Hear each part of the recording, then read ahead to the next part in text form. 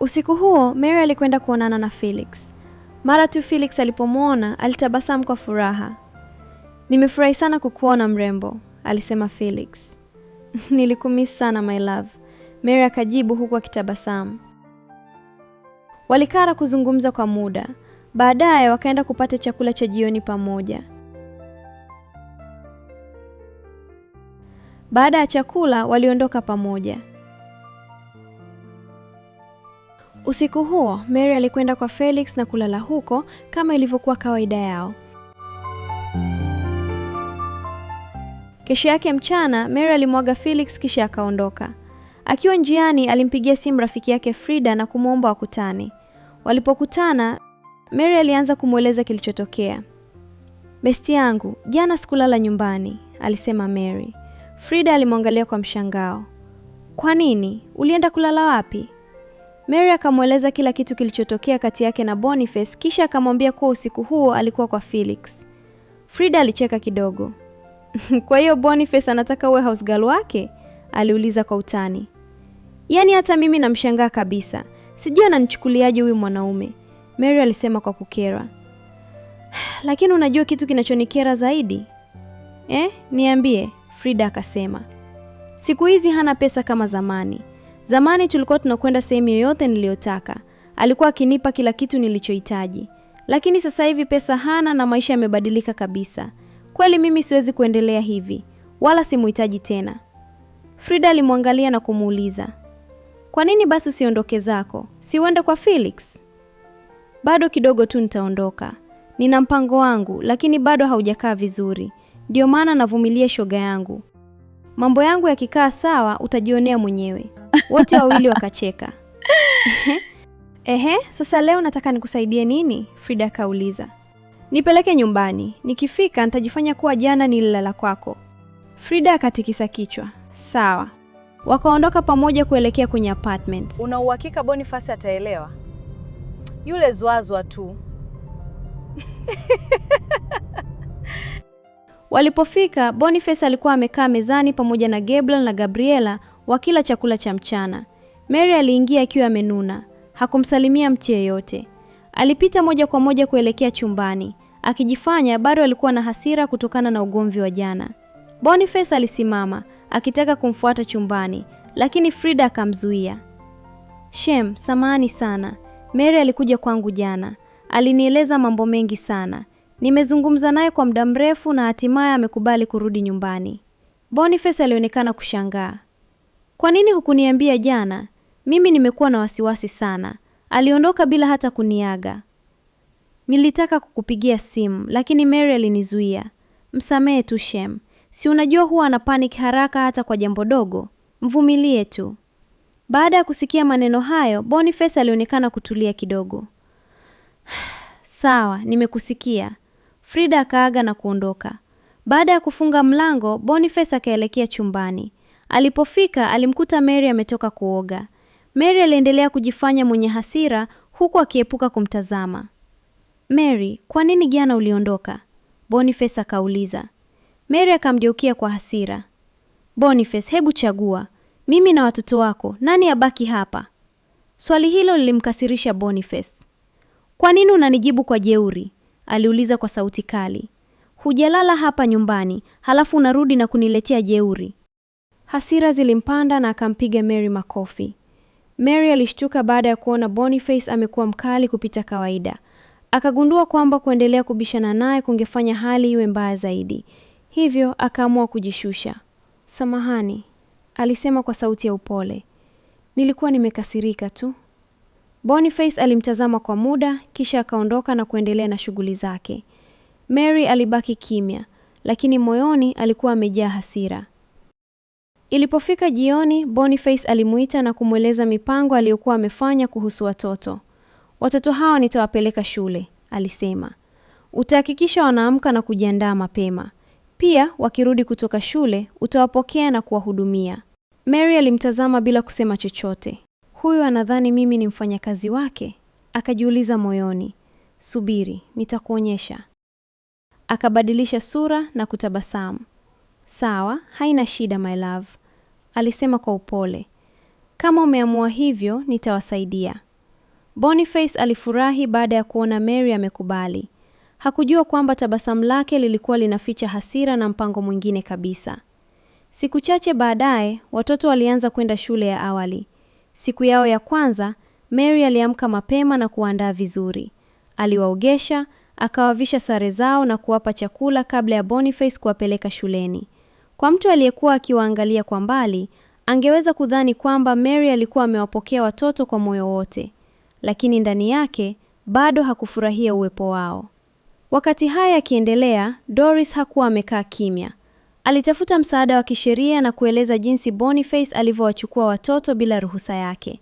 Alieleza kwamba watoto walikuwa na umri wa miaka 4 na kwamba ni zaidi ya mwaka yeye ndiye aliyekuwa akiishi nao na kuwalea. Doris aliomba apewe malezi ya watoto na watoto warudishwe kwake. Katika maombi yake, Doris alieleza kwamba Boniface hakumshirikisha wala kuomba ridhaa yake kabla ya kuwachukua watoto. Pia alieleza kwamba hana uhakika kama Boniface ataweza kuwatunza vizuri, maana bado ni wadogo.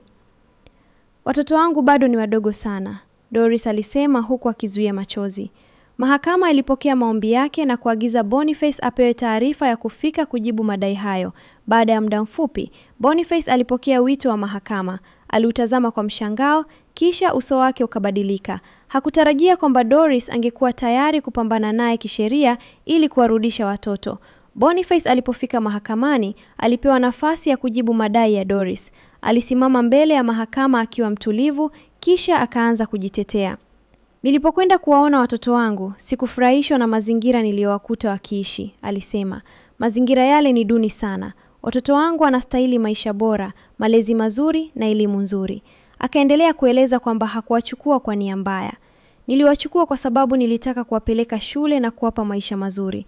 Kwa sasa, watoto tayari wameshaanza shule. Wanaishi sehemu nzuri na hawakosi mahitaji muhimu. Doris aliposikia maneno hayo, aliumia sana. Alimtazama Boniface kwa hasira, lakini alijizuia kuingilia mpaka alipopewa nafasi ya kuzungumza. Watoto wangu hawakuwa wanateseka, Doris alisema. Nimekuwa nikiwalea mwenyewe zaidi ya mwaka sasa. Nimefanya kazi kwa bidii kuhakikisha wanapata chakula, mavazi na kila wanachohitaji. Kuishi kwenye nyumba ya kupanga hakumaanishi kwamba watoto hawapati malezi mazuri. Kisha akamgeukia Boniface. Kama kweli ulitaka kuwasaidia, ungekuja kuzungumza nami. Ungeweza kulipia shule bila kuwachukua kwa udanganyifu.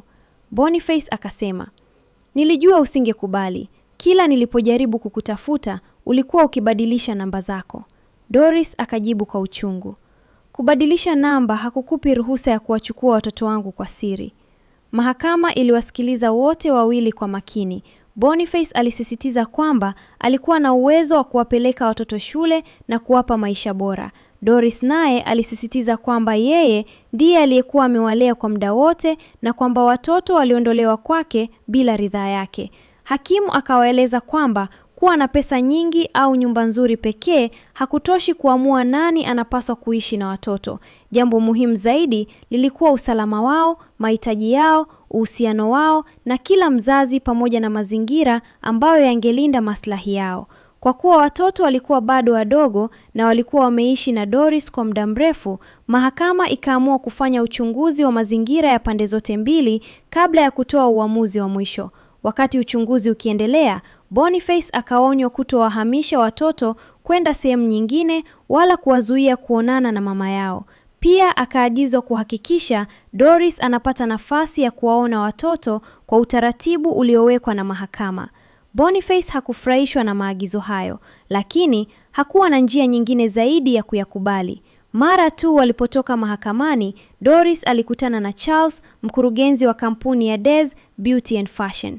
Charles alipouona uso wake wenye mawazo, akamsogelea na kumuuliza kilichokuwa kimetokea. Doris akamweleza kila kitu kuhusu shauri la watoto. Charles alimsikiliza kwa makini bila kumkatiza. Baada ya Doris kumaliza kueleza, akamwambia kwa sauti ya kumtia moyo, usijali Doris, nitakusaidia mpaka mwisho. Ninaamini utawapata watoto wako kwa njia ya haki kabisa. Doris alimtazama Charles kwa furaha. Asante sana Charles, alisema. Sijui hata nitakulipaje kwa msaada wako. Huna haja ya kunilipa, Charles akajibu kwa utulivu. Cha muhimu ni kuhakikisha watoto wako wanakuwa salama. Maneno hayo yalimpa Doris moyo. Ingawa bado alikuwa na hofu kuhusu uamuzi wa mahakama, alifurahi kuona kwamba sasa alikuwa amepata mtu wa kusimama naye na kumsaidia mpaka mwisho. Siku chache baadaye, Boniface alisafiri kwenda kijijini kwao. Safari yake ilikuwa ya siku 3. Mary akabaki nyumbani pamoja na watoto.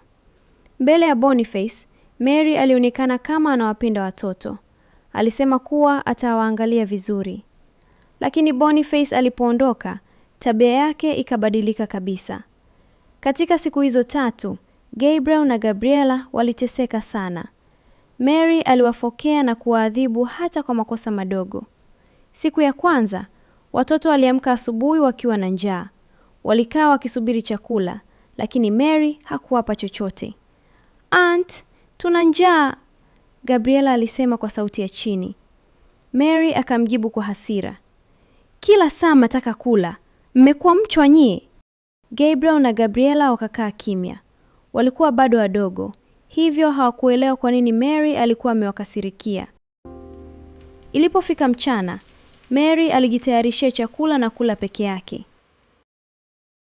Watoto walimtazama huku akiwa na njaa, lakini Mary hakujali. Aliwafukuza, kisha akaendelea kula peke yake. Gabriel akamshika mkono Gabriela. "Usilie, mama atakuja kutuchukua," alimwambia. Siku hiyo yote, Mary hakuwapa chakula. Ilipofika usiku, aliwapa uji kidogo sana kwenye bakuli moja.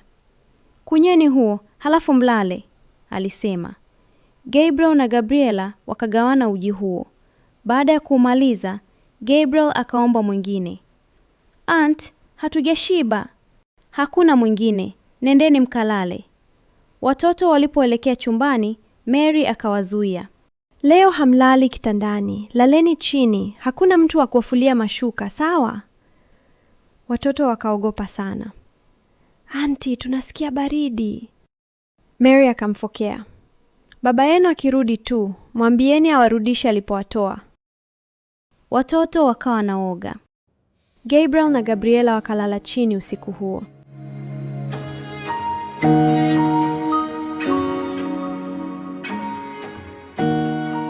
Siku iliyofuata, Mary aliendelea kuwafokea. Walipocheza, aliwakasirikia. Walipolia, aliwaambia wanamsumbua. Walipomwaga maji kwa bahati mbaya, aliwaadhibu. Gabriel na Gabriela wakaanza kuogopa hata kuzungumza. Kila waliposikia hatua za Mary, walitulia kwa hofu. Wakati mwingine, Mary aliwaadhibu bila kosa la maana. Watoto waliomba msamaha hata kama hawakujua walikuwa wamekosea nini. "Tusamehe aunt," Gabriel na Gabriela walisema kwa sauti ya chini. Kwa siku zote 3, watoto waliishi kwa njaa na hofu. Hawakucheza tena kama zamani. Walikaa kimya, wakisubiri baba yao arudi. Siku iliyofuata, majira ya mchana, simu ya Mary ikaita. Alipoangalia, akaipokea haraka. "Njoo, nyaraka zako ziko tayari," sauti ya mtu upande wa pili ilisema. Mary alifurahi sana. "Sawa, nakuja," akajibu. Akaanza kujiandaa haraka. Kabla hajaondoka, akawaangalia Gabriel na Gabriela. "Mkae hapa hapa, hakuna kutoka, mpaka nitakaporudi, sawa?" Kisha akaondoka. Alipofika nje, akafunga mlango na kuondoka. Gabriel na Gabriela walibaki peke yao ndani. Tangu asubuhi hawakuwa wamekula chochote. Njaa ilikuwa imewauma sana. Wakati huo, Mary alikuwa amekutana na jamaa mmoja aliyejulikana kwa jina la utani la Kipara. Walikuwa wamekaa ndani ya gari la Mary wakizungumza. Kipara akatoa bahasha yenye nyaraka na kumpa Mary. "Dokumenti zako hizi hapa. Kazi imekamilika," Kipara alisema. Mary akazipokea haraka na kuanza kuzipitia moja baada ya nyingine. Kadiri alivyoendelea kuzitazama, ndivyo tabasamu lilivyozidi kuonekana usoni mwake. Viwanja vyote alivyokuwa anamiliki Boniface sasa vilionekana kuwa katika jina la Mary. Kulikuwa na viwanja kadhaa ambavyo hata Doris, wakati alipokuwa akiishi na Boniface kama mke na mume, hakuwahi kujua kama Boniface alikuwa navyo. Boniface alikuwa amevinunua kwa siri na hakuwahi kumweleza Doris. Hata ile nyumba ambayo Boniface alikuwa anaendelea kuijenga, nyaraka zake zilionyesha kuwa mali ya Mary. Mary akatabasamu kwa furaha kubwa. Hivi ndivyo nilikuwa nataka, alisema. Akatoa pesa na kumpa Kipara kama malipo aliyokuwa wamekubaliana. Nashukuru sana Kipara. Kisha akatania wahenga walisema akili ni nywele, lakini wewe una akili sana rafiki yangu. Kipara akacheka na kuondoka. Mary akabaki ndani ya gari akizitazama tena zile document huku akitabasamu. Alijiona kama ameshinda jambo kubwa sana. Kila kitu ambacho Boniface alikuwa amehangaikia kwa miaka mingi, sasa kilionekana kuwa mikononi mwake. Baada ya muda, akawasha gari na kuondoka kuelekea kwa Frida. Alipofika, akamkuta Frida na mara moja akamwonyesha zile nyaraka. Shoga yangu, angalia hizi, Mary alisema kwa furaha. Frida akazipokea na kuanza kuzitazama. Ni nini hizi? Mary akakaa karibu naye na kuanza kumweleza kila kitu. Nimebadilisha umiliki wa kila kitu cha Boniface. Viwanja vyake vyote, hata vile ambavyo Doris hakuwahi kuvijua, pamoja na ile nyumba anayojenga. Hivi vyote sasa ni vya kwangu. Frida akamtazama kwa mshangao mkubwa. Vyote hivi? Frida alisema. Mary akacheka. Vingi sana. Doris mwenyewe alikuwa anaishi naye, lakini hakujua kila kitu alichokuwa anamiliki. Frida akacheka kwa furaha na kusema, shoga yangu, una akili wewe. Mary naye akacheka. Hapa mjini unatakiwa kutumia akili vizuri. Frida akaendelea kuangalia zile document huku akifurahia. Mary akasimama. Hebu twende tukacelebrate kwa hii hatua shoga yangu. Twende. Frida akajibu kwa furaha. Wote wawili wakaondoka na kuelekea kwenye sehemu ya burudani. Walikaa wakifurahia, wakizungumza na kucheka, huku Mary akiwa na furaha kubwa kwa kile alichoamini kuwa ushindi wake. Na kule nyumbani, Gabriela akamwangalia Gabriel. Nina njaa sana. Hata mimi, Gabriel akajibu. Kwa sababu hawakujua Mary angerudi saa ngapi, watoto wakaamua kuingia jikoni kutafuta chakula. Waliona mchele na kujaribu kujipikia wenyewe. Lakini walikuwa bado wadogo sana na hawakujua kupika. Baada ya kuweka chakula jikoni, wakarudi sebuleni kusubiri. Walikaa kwenye sofa huku wakisubiri chakula kiive. Muda ulizidi kwenda. Kwa sababu ya njaa na uchovu, Gabriela akaanza kusinzia. Gabriel naye hakuweza kuvumilia. Mwishowe wote wawili wakalala pale sebuleni.